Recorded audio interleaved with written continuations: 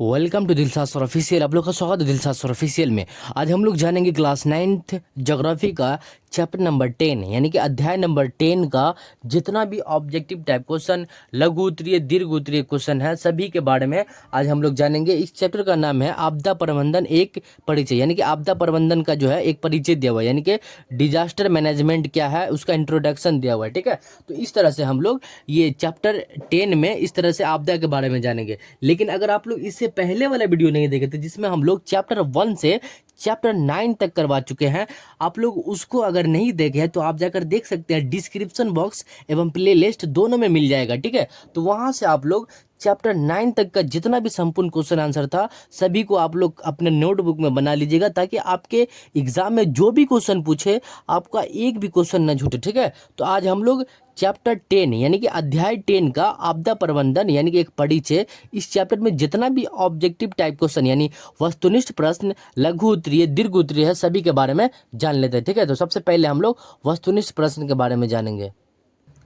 तो वस्तुनिष्ठ प्रश्न में पहला क्वेश्चन है कि आपदा प्रबंधन का प्रमुख घटक है। ये देखिए, आपदा प्रबंधन का जो है ना प्रमुख घटक है, तो आपदा प्रबंधन का जो प्रमुख घटक, इसका आंसर हो जाएगा कि आपदा के पूर्व सामुदायिक स्तर पर तैयारी करना। यानी कि ये जो आपदा के पूर्व जो है ना सामुदायिक स्तर पर तैयारी करना, ये आपदा के प्रमुख घटक है। ठीक है, अब हम लोग दूसरा क्वेश्चन देखेंगे ऑब्जेक्टिव का।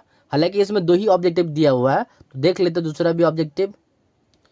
दूसरा क्वेश्चन कह रहा है कि मानव जनित आपदा के अभाव को कम करने के कौन से उपाय है। ये जो मानव जनित आपदा है ना, इसको कम करने का क्या उपाय है।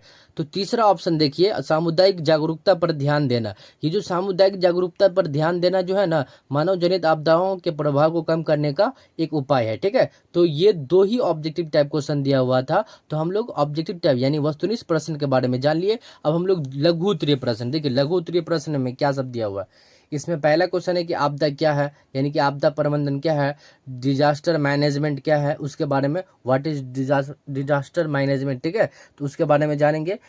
उसके बाद आपदा को कम करने के लिए कौन कौन से उपाय होते हैं। ठीक है, तो इसके बारे में हम लोग पहले जान लेते हैं। तो सबसे पहले क्वेश्चन है कि आपदा प्रबंधन क्या है, तो सबसे पहले हम लोग आपदा प्रबंधन के बारे में जान लेते हैं। ठीक है, उसके बाद सेकेंड नंबर क्वेश्चन का आंसर जानेंगे। तो लघु उत्तरीय का पहला क्वेश्चन क्या है कि आपदा प्रबंधन क्या है, तो आंसर मिल गया कि आपदा से होने वाली हानियों को कम करने तथा राहत और बचाव की व्यवस्था को ही आपदा कहते हैं। कहने का अर्थ यह है कि आपदा से जो भी घटना होता है यानी कि जो भी हानि होता है ना, उसको राहत यानी कि बचाव और उसके व्यवस्था को ही आपदा कहते हैं।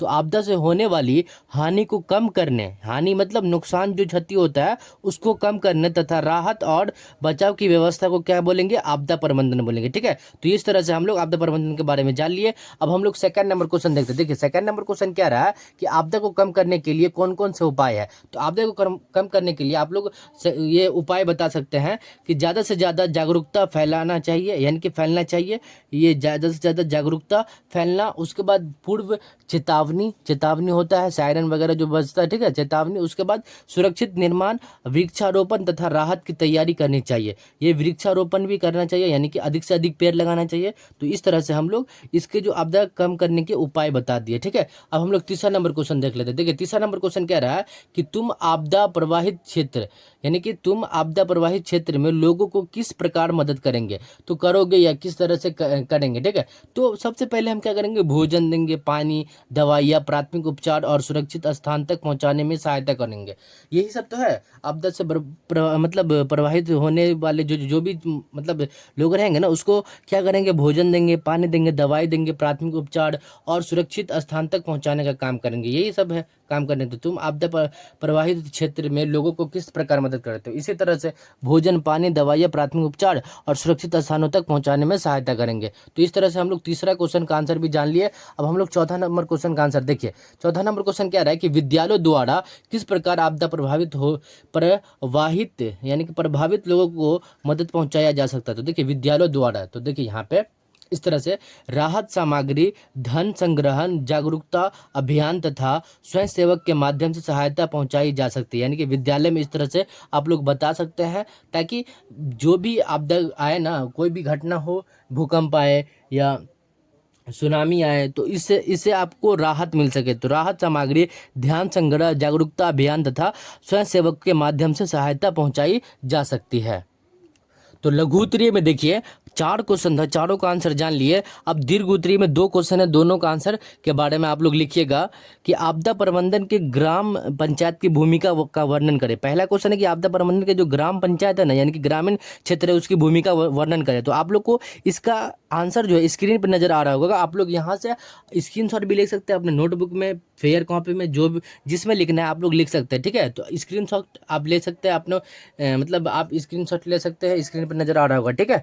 उसके बाद अगला क्वेश्चन है कि आपदा प्रबंधन में राष्ट्रीय स्तर पर किए जा रहे कार्यों को समीक्षा करें। ये जो आपदा प्रबंधन है राष्ट्रीय स्तर पर किस तरह से समीक्षा करें, तो इसका स्क्रीन पर नजर आ रहा होगा आंसर। तो इस तरह से आप लोग इसका स्क्रीनशॉट भी ले सकते हैं और इसका आंसर अपने नोटबुक में लिख सकते हैं, ठीक है। तो इस तरह से हम लोग चैप्टर 10 का जितना भी ऑब्जेक्टिव, लघु उत्तरीय, दीर्घ उत्तरीय प्रश्न था सभी के बारे में जान लिए। मुझे उम्मीद है कि आप लोगों को ये वीडियो अच्छा लगा, और अच्छा लगा तो जरूर लाइक कीजिएगा, और चैनल पर नहीं तो चैनल को जरूर सब्सक्राइब कर लीजिएगा। मिलते हैं नेक्स्ट वीडियो, तब तक के लिए जय हिंद, जय भारत।